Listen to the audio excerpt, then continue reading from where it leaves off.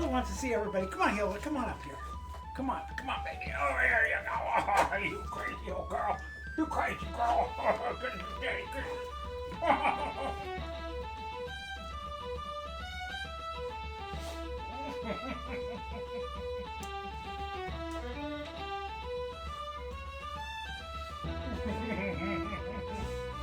She does this to her daddy. Her daddy's girl, see? Look at the camera, honey. Look at the camera. Look at the camera, girl. She got a handle. Yes, you do.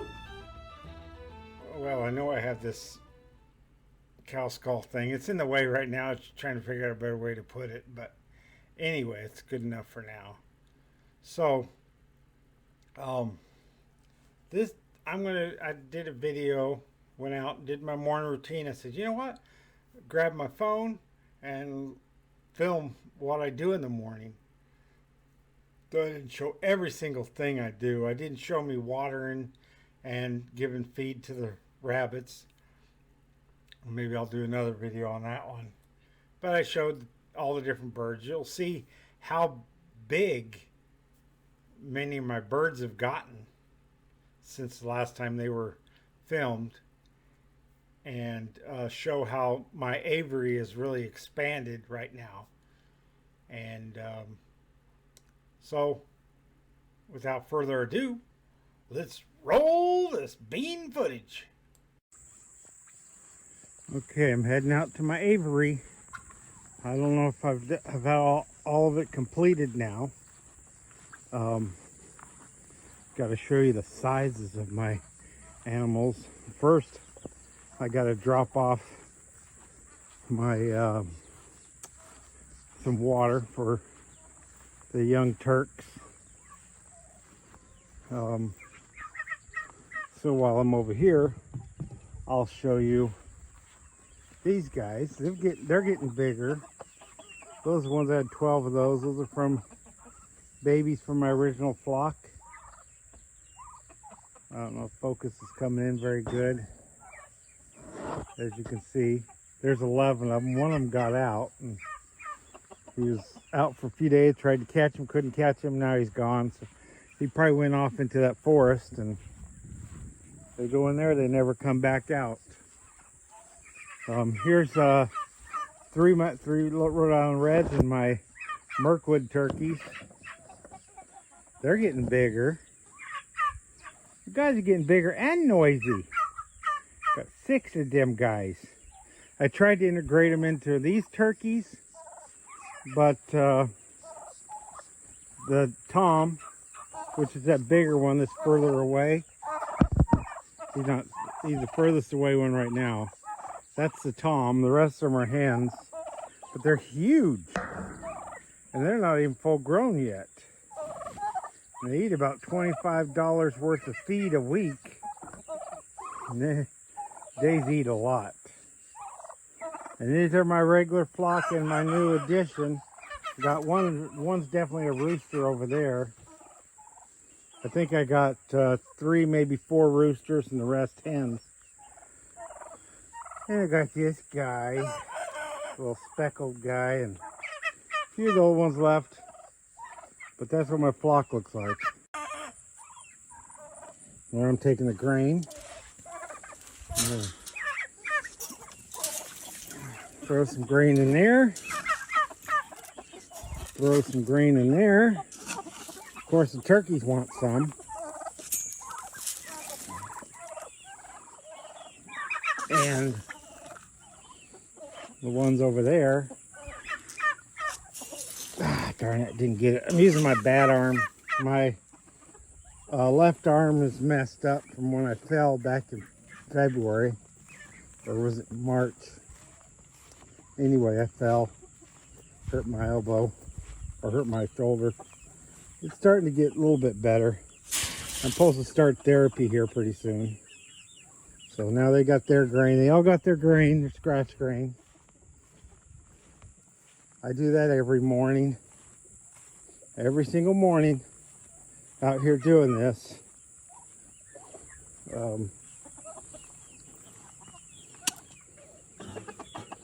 There you go. And we're going to go into the turkey pen. Turkeys are not aggressive. Tom hasn't shown any aggression towards me, which is good because I don't know how to feed him if he got aggressive. He's going to be a big dinner though. They're all going to be probably butchered in a month. They still got food. They're good. I keep their food in this tub here. Okay, guys. Stinky in here. It does stink in there. There, see, there's grass in theirs, and look at where the chickens live. There's no grass.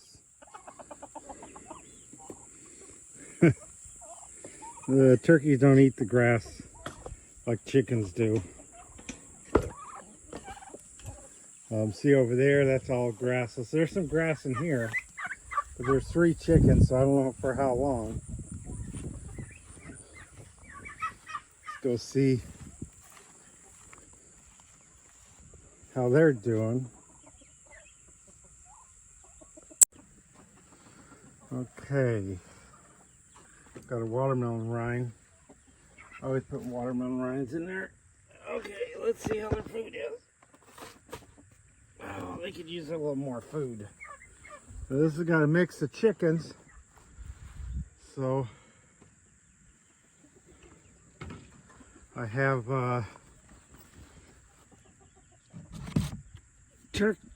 baby turkey feed right here. I got baby chicken feed right there.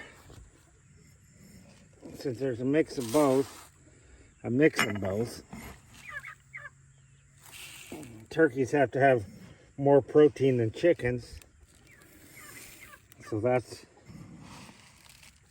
why I do that. Okay, shut that off. Gotta make sure it clicks. No.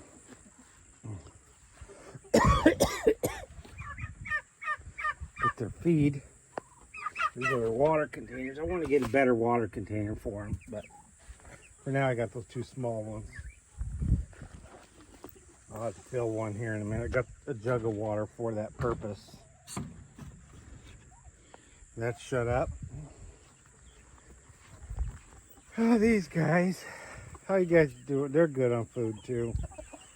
So those are all meat birds right there. They're all going to be butchered. Who knows when, but one day.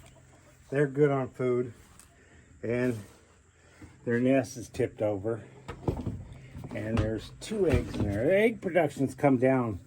It could be the heat. It could be the fact that these the original flock is over 2 years old, and that's when their egg production goes down. Looks like there's an egg over there too, so I have to get that one.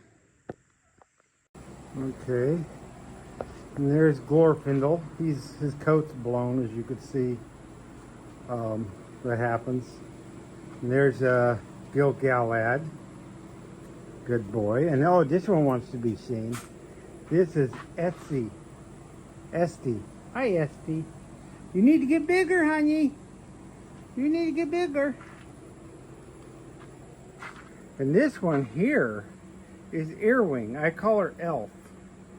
She is absolutely gorgeous rabbit and did well at the show, took 2nd place, and she was just young and still underweight. Her coat's out. I think she's going to do really well at the next show. This one is Celebrian. Had her for a while. She's an old lady, the patriarch. And here is Barian, who never got big enough to show. But he's a good boy and love him. He's really friendly. Now here's the livestock rabbits. Those are my breeders. And these are, none of them have names. All female. No, those are all male, I think. I don't know. One's female, one's male. And here are these ones. And these cages are empty finally. I got these ones from another breeding. And I may or may not, if one has a really perfect body, I will keep it, but more than likely, most of them will end up in the freezer. Sad to say, but we raise these for meat to begin with. So I keep my breeder stock over here. Got 2 empty cages right now, and so I got room for more breeder stock. We'll see what happens as time goes on. See the water bottles in there? I put frozen water bottles in there during the hottest part of the day to help them out, and got fans going back there. So that's what I have to do every day. I got to feed and water all the rabbits. I got to feed and water the turkeys. I got to feed and water my egg laying chickens. I got to feed and water my meat chickens. I got to feed and water the baby turkey and 3 baby chickens that are for my future farm, because those white turkeys, they have to go with a little over a month or 2 from now, because they're bred for meat and they don't live past 6 months really. They get too big and their body cannot, they'll end up dying slow, painful death, I guess. I don't know if that's true, but they, you had to put them on a diet to make them live, and they can't breed without assistance. So, my Mirkwood turkeys are the ones that are going to take over. Why I call them Mirkwood turkeys is, if I haven't mentioned this before, I was trying to get some Narragansett turkeys from a person that lives up near, between here and Montgomery. No, Birmingham. Up closer to Birmingham. I told her that I needed them a certain time. She said she should have some, but then tried to get a hold of her, and it was hard to get a hold of her, so I said, the hell with it. I went to a Facebook group that I belong to for poultry, and I just said, hey, does anybody have any young turkeys, for sale? What breed do you have? And a lady up in Phoenix City said she had some Narragansett Sweetwater mix and might have some other in it. So these weren't the purebred turkeys that I wanted, but I went ahead and bought them anyway because I wanted to get turkeys, and decided to call them Mirkwood turkeys. Now, I'm just going to breed them and then maybe selective breed, how they do, perhaps to produce a new breed of turkeys. Will it ever take off? Who knows? Could be like the Labradoodles, somebody got a lab and poodle mix and called it. All turkeys are mixed breeds between black turkeys that originally came from Mexico, were taken to Spain, were in Spain they selectively bred them to be larger, and then when the Europeans came over here to the New World, to North America, Mexico's part of North America, but to the colonies of the United States, and Canada, they brought turkeys from Europe, which were called Spanish blacks. And then the Spanish blacks, they bred them with the wild turkeys. They may have caught a few wild turkeys, and then come up with all the other breeds, the Bourbon Reds and the Narragansetts and the Royal Palms and many different others. They're called heritage turkeys. Then the ones that are newer breeds, like the lavender turkeys, the chocolate turkeys, Sweetwater, those are all designer breeds. They'll say, oh, this one's got a little lavenderish color to it, so we'll breed it with this one, and then eventually they'll get ones that are fully lavender or brown, which they call the chocolate, and come up with those breeds. So that's how they come up with the different breeds of turkeys. So I'm coming up with the Mirkwood breed of turkeys. It wasn't my original intention, and I don't know, but I probably will sell baby turkeys and say I'm selling Mirkwood turkeys, and people might buy them, and then they will sell turkeys, and maybe one day, after I'm long gone and dead, there'll be Mirkwood turkeys out there. Who knows? And maybe not. But anyway, that's what I'm doing with my turkeys, and that's what I do every morning. Every morning, rain or shine, cold, hot, doesn't matter. the animals need to be fed, they need to be watered, they need to be cared for. So I have to do that every day.